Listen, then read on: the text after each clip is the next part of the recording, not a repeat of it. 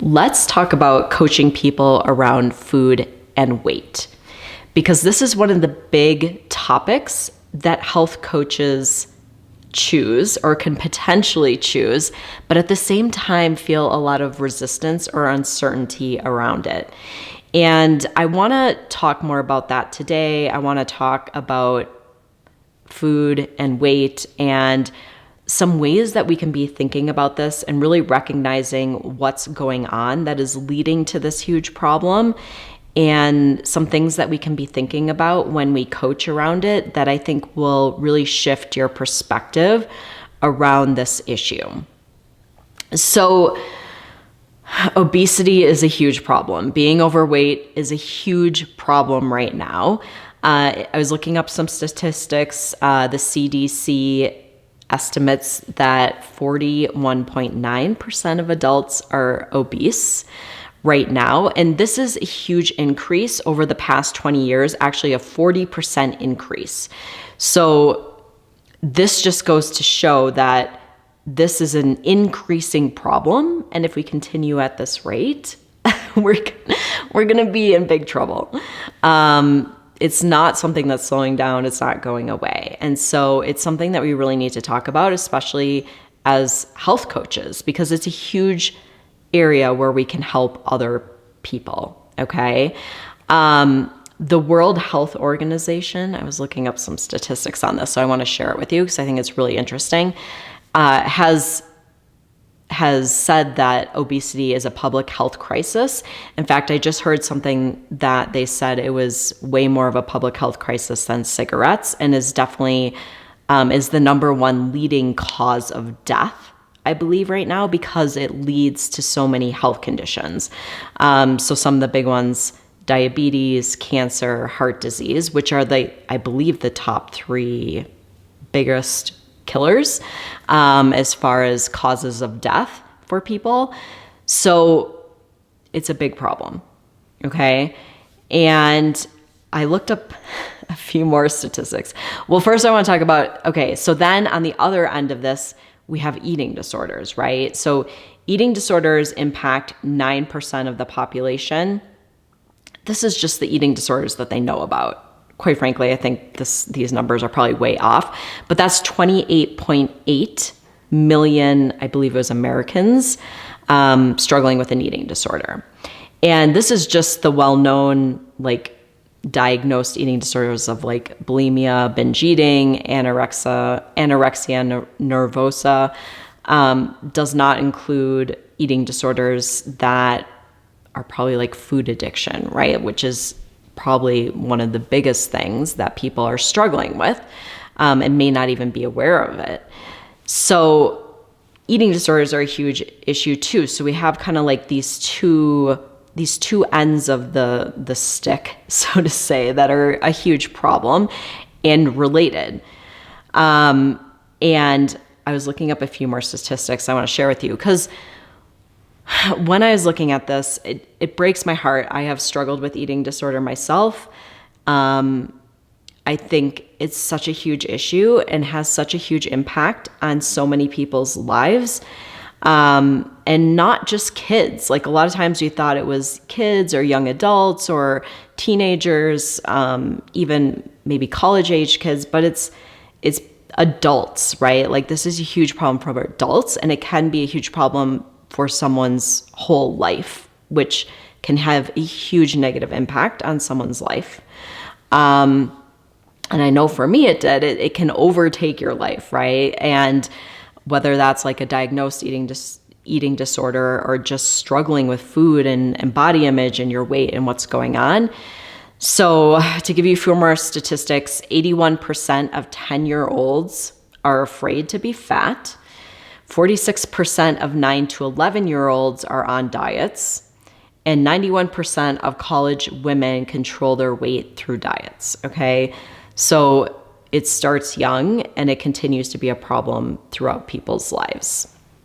So the first thing I want to talk about is that this weight and food issue epidemic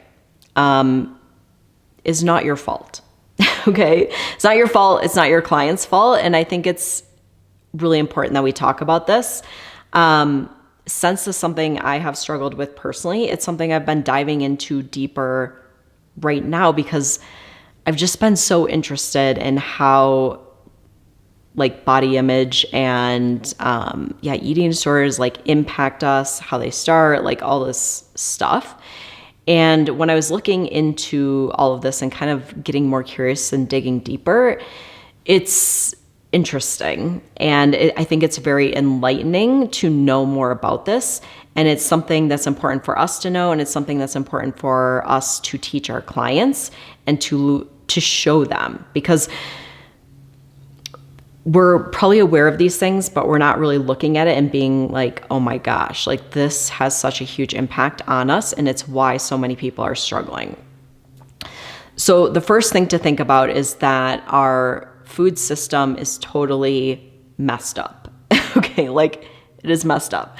And we, like the government is subsidizing crap food and like, foods with high sugar and corn and soy and like all this stuff. So we are getting marketed crap food, and it's what is the least expensive, and it's what's being shown to us in the grocery stores, what's being marketed to us on TV and commercials, on billboards, and fast food and all this stuff. So first of all, like we're getting those messages sent to us all the time, like you should be eating these foods, like these foods are so good.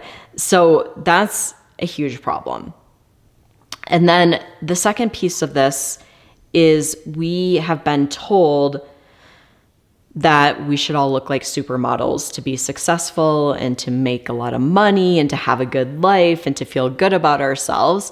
So at the same time that we're getting marketed crap food, we're also getting marketed messages from the marketing industry, from, all the things, the weight loss industry, like fashion, all these things, that we should be really skinny and that we should all look like supermodels. So we can see where this is a huge problem. And this goes back, that hundreds of years, right? Where we've been trying to change our appearance. Like we think back to women who are wearing like girdles and, way back in the day. So this has been an issue for a while, or that we should wear makeup, like all these things, right? That we need to change our appearance to be accepted, and we need to look certain ways. And a lot of that has to do with weight, especially now. And so I want you to just like think about this and think of how big of an impact this has, especially now because of social media, and the internet and TV, and we're bombarded by these messages all day, every day, of how we should look to be happy and successful. And so once again, we have like these two extremes of being marketed food that literally makes us fat, and at the same time being told that we should be that we should look like supermodels to be happy in life. Okay, so we want to see this, and I think it's really important to allow your clients to see this as well, because it isn't people's fault. You're not lazy. You're not, not motivated.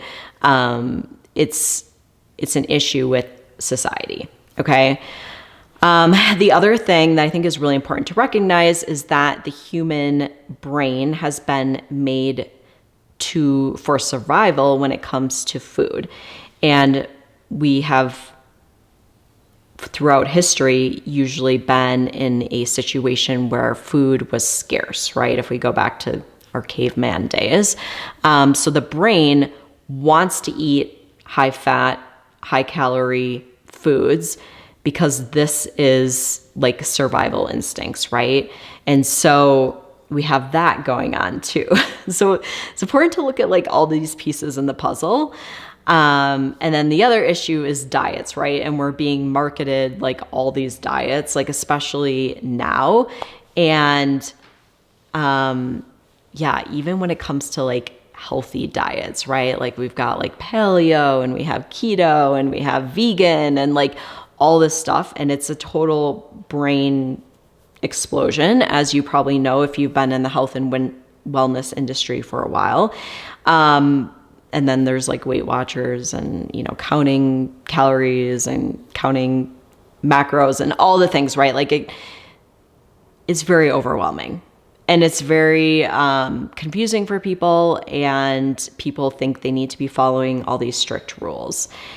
And so we can see how this system is setting us up for failure and why people are struggling and need help.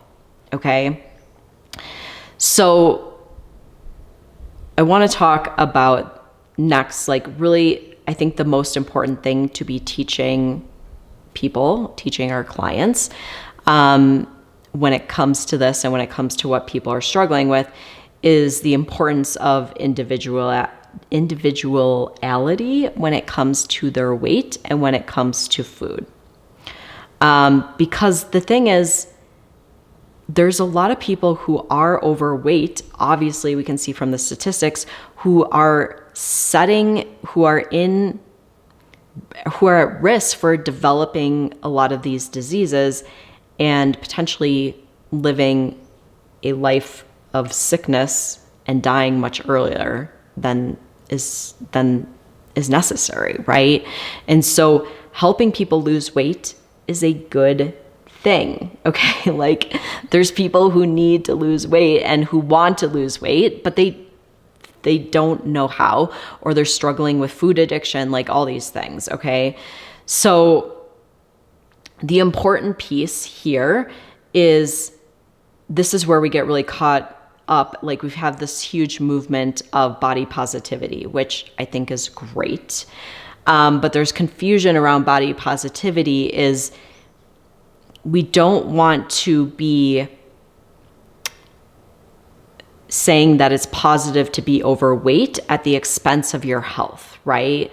If someone is happy being overweight and they know it's impacting their health, and okay, perfect. We all get to make our own decisions, right?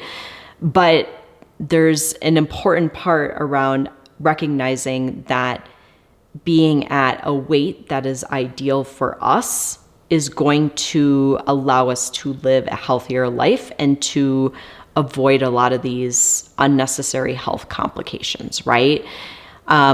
Where this gets really confusing is thinking that we should all look like supermodels, which is insane. Okay, like we don't all have the body of a supermodel. We aren't meant to look like supermodels. So it's very important to, when we're working with people around weight and around body image and all this stuff, to be very realistic around what is an individual's ideal weight, okay? Because we all have our own set weight that is right for us. We all have different body types. Some of us have bigger frames and we are just going to be heavier, and that is how our body is meant to be. Some of us are more petite and we are meant to have a lower weight, and that is okay too. So it's about helping people find that set point that is healthy for them. And we're all going to look different when we get to that set point, right? Some of us may look like models and a lot of us are not going to look like models, and that is okay. So where we don't want to go is, and this very rarely happens, but obviously trying to, when someone thinks that they should weigh less than is healthy for their body, right? So we want to, and BMI does not work. Like we can't go by that. This is really like an individualized process when we help our clients with weight and helping them find what is going to be the right weight for their body and a healthy weight for them, where they're not going to be at risk for these health conditions. And obviously looking at different labs may be helpful as well when it comes to, cholesterol and blood pressure and glucose levels, A1C, like all that stuff could be another indicator. And I think looking at body fat percentages is really, really important too, way more than weight. Okay, so all things that we can be looking at as coaches when we're working with people around weight. And the other piece that I think is really important is not getting into strict food rules or thinking that there's certain right diets, even if they have worked for you as an individual when you are working with your clients. We really want to embrace the individuality around what works for people and help them find what works best for them. Because I think this whole food as religion thing, and I need to eat this way, or you need to eat this way because I ate this way and it worked for me, like it just doesn't work. And it's always changing for people too. Maybe certain ways of eating work at one time in your life and then they don't work at another time. So I think this is a really important thing to be teaching our clients as well, and to listen to their bodies, not to think I need to be eating this way or I need to be on this diet, even if it's a quote unquote healthy diet, like, doing like potentially keto or doing vegan or whatever it is, right? Like we really want to teach clients to listen to their body. Okay. And then the last thing I want to talk about is recognizing that when people are struggling with weight, with food, that it is really a doorway to transformation for themselves.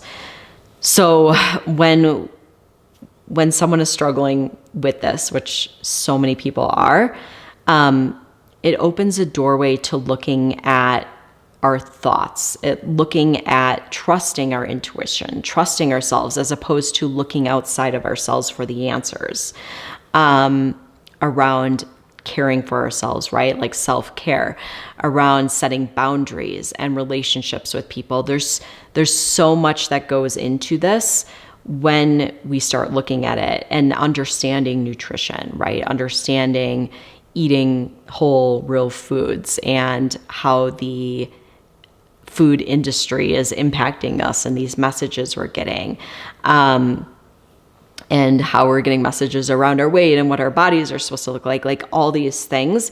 There's a lot of power in all of this.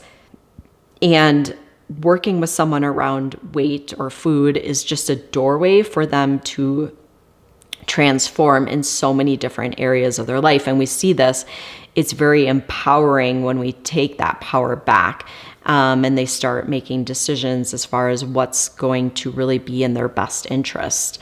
So just some things that I want to share. Like I said, this is something that I've been diving into myself because it's something I'm really interested in, something I've struggled with, is around, food and body image and all this stuff. I mean, I don't know if there's anyone, women, men, whoever, who does not struggle with this to some point. You can't live in our society and not. So it's such an important topic and something that I don't want you to shy away helping people from, because I think whether we're helping people with any sort of thing, health issues, whatever, this is going to be something that we're going to address. Whether it's the main thing that's bringing someone in the door or not, it's still something that we have to cover with our clients. So I think it's a very important topic to understand and to look at yourself. How has this impacted me? Let me explain this to my clients so that they understand as well. Okay? So if you found this helpful, I'd love for you to give this a thumbs up, leave me a comment, let me know your thoughts about this. I'd love to hear from you. And if you want to dive a bit deeper into the steps of building a business that feels really good to you, totally authentic, totally aligned, no social media required if you don't want to do it, so you can stay away from all the messages, I'd love to help you. And I have a free training that walks you through the main steps of really building a successful coaching business. You can check it out. I will link it below. And I want to thank you so much for joining me, and I will see you soon.